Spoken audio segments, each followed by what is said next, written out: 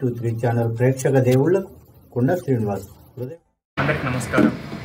వచ్చేసినటువంటి print and electronic media వాళ్ళ సోదరులకు, అదేవిధంగా తోటి షేర్లింగంపల్లి నాయకులందరికీ కూడా నమస్కారం. ఈ యొక్క ప్రెస్ మీట్ యొక్క ముఖ్య ఉద్దేశం ఏంటి అంటే, తెలంగాణలో కూడా జనసేన పార్టీకి సింబల్ని రిజర్వ్ చేస్తూ రికగ్నైజ్డ్ పార్టీగా స్టేట్ ఎలక్షన్ కమిషన్ ఎనర్జీ విషయం అందరికీ తెలిసిన విషయమే. ఈ సందర్భంగా ఎలక్షన్ కమిషన్కి ధన్యవాదాలు.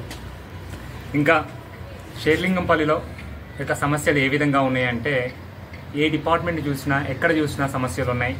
ఒక మాలుమూర గ్రామంలో ఒక ట్రైబల్స్ ఏరియాలో ఏ విధంగా అయితే సమస్యలు ఉన్నాయో ఆ విధంగా సమస్యలు ఉన్నాయి. అందులో ముఖ్యంగా చూసుకుంటే రోడ్లు, డ్రైనేజీ, అంతేకాకుండా అక్రమ కట్టడాలు అంటూ ఏది చూసుకున్నా కూడా లిస్ట్ తీస్తే తెలంగాణలో కనుక ఏదైనా ఇంటెలిజెన్స్ సర్వే కానీ ఇంకేదైనా సర్వేలు చేస్తే మాత్రం ఫస్ట్ లిస్ట్లో ఏది ఉంటుందంటే షేర్లింగంపల్లి. ఆ షేర్లింగంపల్లిలో చెన్నానగర్ సర్కిల్ అనేది మొదటి స్థానంలో ఉంటుందని నేను అనుకుంటున్నా. ఎందుకు అంటే, ఎగ్జాంపుల్ రోడ్లు చూద్దాం.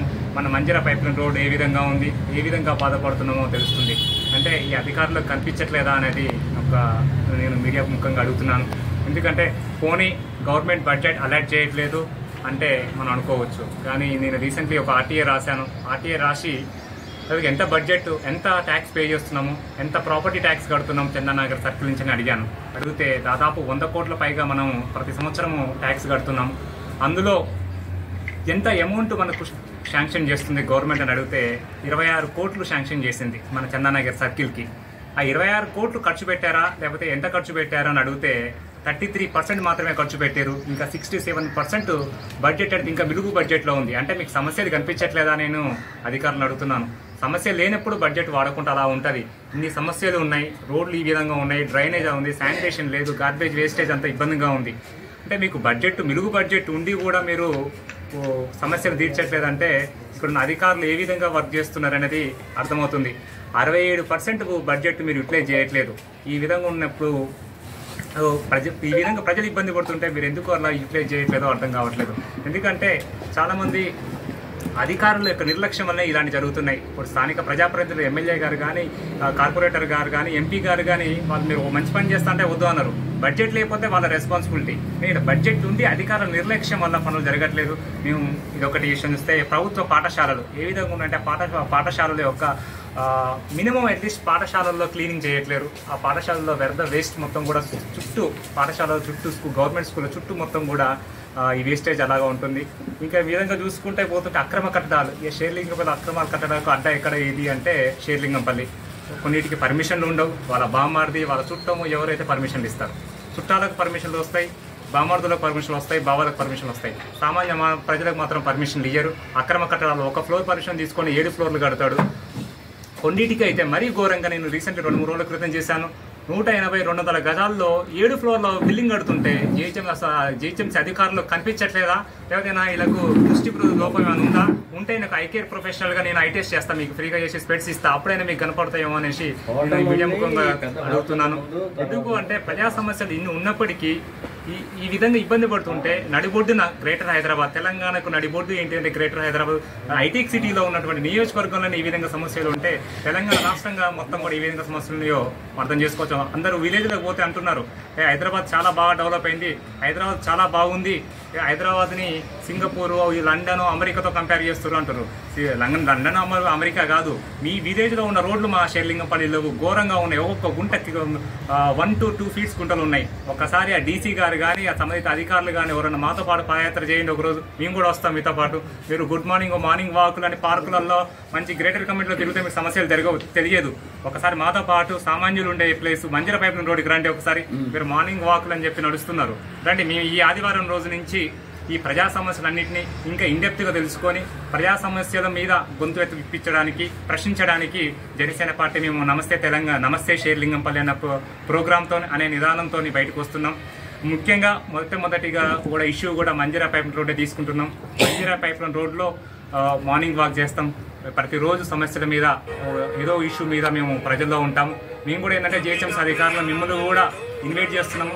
మంజీరా పైప్లైన్ రోడ్ ఎలా ఉంది, మీరు కూడా మాతో పాటు పరిశీలించండి, వచ్చి మాకు సమస్యలు ఎక్కడ ఉన్నాయి, కాలనీ ప్రెసిడెంట్లను కలుపుకుంటూ స్థానికంలో ఉన్న లీడర్స్ అందరినీ కలుపుకుంటూ ఈ ప్రోగ్రామ్ అని చేయడం జరుగుతుంది. మాకు ఏ రాజకీయ పార్టీతోని కూడా ఎలాంటి విభేదాలు లేవు. అందరం కూడా అన్నదమ్ముల్లాగా అక్క చెల్లెలాగా కలుపుకోబోతున్నాం.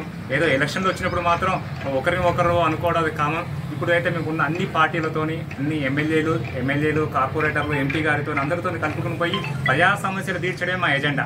అందరం కలిస్తేనే మన షేర్లింగంపల్లి అభివృద్ధి జరుగుద్ది. షేర్లింగంపల్లి అభివృద్ధి జరగాలి అంటే ఒకటే అందరం కలిసి మన షేర్లింగంపల్లి అభివృద్ధి కోసం ఒక యూనిటీగా ఫైట్ చేద్దాం. ఎందుకంటే మీరు ఎవరైనా చూడండి, ఏ పార్టీ నాయకులు అందరమైనా రోడ్ల మీద నడవాల్సిందే. మంజర పైపు రోడ్ చూడండి, కిలోమీటర్ 1 ఫీట్ వరకు గుంట ఉంది. ఆ గుంటలో ఎట్లా పోతున్నాం, ఎంతమందికి యాక్సిడెంట్ జరుగుతున్నాయి, ఎంతమంది వెహికల్స్ డ్యామేజ్ అవుతున్నాయి, ఏ విధంగా జరుగుతుంది అనేది మీరు అందరూ కూడా ఒకసారి ఆలోచించాలి. ఎందుకంటే మనం ఓట్లు వేయడమే కాదు, ప్రజలందరూ కూడా ఆలోచించాల్సింది ఏంటంటే ఏ విధంగా అభివృద్ధి జరుగుతుంది, ఎంత ట్యాక్స్ కడుతున్నాము. మొన్న ఒక పెద్దావిడ అంటుంది, ఈసారి నేను ప్రాపర్టీ ట్యాక్స్ కట్టను, ఈసారి ఆపేస్తాను, ట్యాక్స్ కట్టి ఏం లాభం, నాకు రోడ్డే వేయట్లేదు, నేనేమో నాకు సొంత ఇల్లుకు పెయింటింగ్ ఏమనట్లే, ఇల్లు కట్టి ఏమనట్లే, రోడ్డు ఏమని అడుగుతున్నా, రోడ్డు కట్టట్లేదు, రోడ్డు వేయట్లేదు, ఎందుకు ట్యాక్స్ కట్టాలి, నా డబ్బులు వేస్ట్ అవుతున్నాయి అంటారు. ఈ విధంగా వ్యతిరేకత స్టార్ట్ అయితే ఏ విధంగా ఉంటుంది? మీకు 100 కోట్ల ఆదాయాన్ని ఇచ్చే చందానగర్ సర్కిల్లో కూడా మీరు రోడ్లు వేయకపోతే ఏ విధంగా అనేసి అంటున్నా. సో ఇక్కడ ఏంటి అంటే శంకుస్థాపనలు చేశారు, బడ్జెట్ ఎలాంటి చేశారు, చేయవలసిన బాధ్యత 100% అధికారులది. ఇక్కడ అధికారుల నిర్లక్ష్యం వల్లనే మంజర పైప్ రోడ్ జరగట్లే. ఇప్పటికీ 100 రోజుల పైన దాటింది, దాదాపు 120 రోజులు అవుతుంది శంకుస్థాపన చేసి మంజర పైప్ రోడ్. ఎక్కడ వేసిన గొంగుడు ఎక్కడే ఉన్నాయి. ఇదే కాదు, మిగతా అభివృద్ధి కార్యక్రమాలు అన్నీ కూడా అంతే, శంకుస్థాపనలు అవుతున్నాయి, బడ్జెట్ అలాట్ అవుతుంది, పనులు కావట్లేదు. అంటే ఇక్కడ లోపం ఎవరిది అంటే కొన్ని డిపార్ట్మెంట్ల మధ్యన సమన్వయం లేకపోవడము, వాళ్ళ కోఆర్డినేషన్ లేకపోవడం వల్ల ఇలాంటి జరుగుతున్నాయి. నేను ఏంటంటే సంబంధిత అధికారులని నేను రిక్వెస్ట్ చేసేది ఏంటి అంటే, దీనిపైన అధికారులు అందరూ కూడా దృష్టి పెట్టి ఎక్కడైతే లోపం ఉందో ఆ లోపాన్ని సర్దిదిద్ది వర్క్స్ కంప్లీట్ తొందరగా కావాలి అని చేయాలని రిక్వెస్ట్ చేస్తున్నాము. ఇంకా మేజర్గా చూసుకుంటే అక్రమ కట్టడాలు, లేక్స్, వీటి మీద కూడా మేము రంగనాథ్ సార్ గారికి కమిషనర్ గారు అపాయింట్మెంట్ కోరాము. 1-2-3 రోజుల్లో రంగనాథ్ సార్కి కూడా మేము రిప్రజెంటేటివ్ లెటర్ ఇస్తాము. అదేవిధంగా గత 1 సంవత్సర కాలం నుండి అక్రమ కట్టడాలు అయితే విపరీతంగా పెరిగిపోయినాయి, ఇప్పుడు పర్మిషన్ లేకుండా ఉన్నాయి. ఇంకోటి ఏంటంటే అక్రమ కట్టడాలు కడుతుందని పర్మిషన్ ఇచ్చినా కూడా, కంప్లైంట్ చేసినా కూడా దాని మీద రెస్పాండ్ అవ్వట్లేరు. అంటే ఒక ఎగ్జాంపుల్, ఒక కంప్లైంట్ చేస్తే నోటీస్ ఇష్యూ చేస్తున్నారు, first notice, second notice issue చేస్తున్నారు. ఇష్యూ చేసిన ఒక 3rd నోటీస్ ఇష్యూ చేసి గులగొట్టడానికి కానీ వాళ్ళ మీద చర్యలు తీసుకోవట్లేదు. ఎందుకు చర్యలు తీసుకోవట్లేదు? గత సంవత్సర కాలం మీద ఇచ్చిన నోటీసుల మీద అన్నిటి మీద కూడా కంప్లీట్గా సర్వే చేయాలని మేము జనసేన పార్టీని డిమాండ్ చేస్తున్నాము. అంతేకాకుండా మేజర్గా ఆరోగ్యం, బస్తీ దవాఖానాల్లో ఫెసిలిటీస్ ఉండట్లేదు, మెడిసిన్ ఉండట్లేదు. ఏదో నామకీ వాస్తు బస్తీ దవాఖానా ఉంది అంటే ఉంటుంది తప్ప ఎక్కడ కూడా ఫెసిలిటీ లేవు. నేను చెప్పినవి అన్నీ కూడా ఏదో ప్రెస్ ముందు వచ్చి చెప్పడం కాదు, అన్ని రిటర్న్గా అన్నీ కూడా నా దగ్గర ఉన్నాయి. మేము ఈ నమస్తే షేర్లింగంపల్లి ప్రోగ్రాంలో ప్రతి ఒక్కటి కూడా ప్రూఫ్లు కూడా అన్నీ కూడా మీడియాకి ఇస్తాను. ఎందుకంటే ప్రజా సమస్యలను తీర్చడమే ప్రజల సమస్యల కోసం తీర్చడానికే జనసేన పార్టీ అనేది ఎప్పుడు కూడా ప్రశ్నిస్తుంది. అధికారం ఉన్నా లేకపోయినా మీరు గత 10 సంవత్సరాల్లో ఆంధ్రాలో ఏ విధంగా ప్రశ్నించింది, ఏ విధంగా సమస్యలు తీర్చింది మీ అందరికీ తెలిసిన విషయమే. ఇప్పుడు కూడా జనసేన పార్టీ తరఫున షేర్లింగంపల్లిలో ఖచ్చితంగా ప్రజల తరఫున గొంతు విప్పి ప్రజా సమస్యల మీద పోరాటం చేస్తామని తెలియజేస్తున్నాము. ఈ ఆదివారం నుంచి మంజర పైపుల రోడ్ ఇష్యూతోనే మేము యాక్టివిటీస్ స్టార్ట్ చేస్తాము. చేసి ప్రతిరోజు ఎలక్షన్స్ ఉన్నాయా లేవా, ఎలక్షన్స్లో పోటీ చేస్తామా లేదా, ఇవన్నీ పక్కకు పెడితే షేర్లింగంపల్లి అభివృద్ధి అనేది ఒక మేజర్ ఎజెండాతోని మేము ప్రజల్లోకి వెళ్ళాలని నిర్ణయించుకున్నాము. ఆదివారం నుంచి వెళ్ళాలని అనుకుంటున్నాం. Thank you.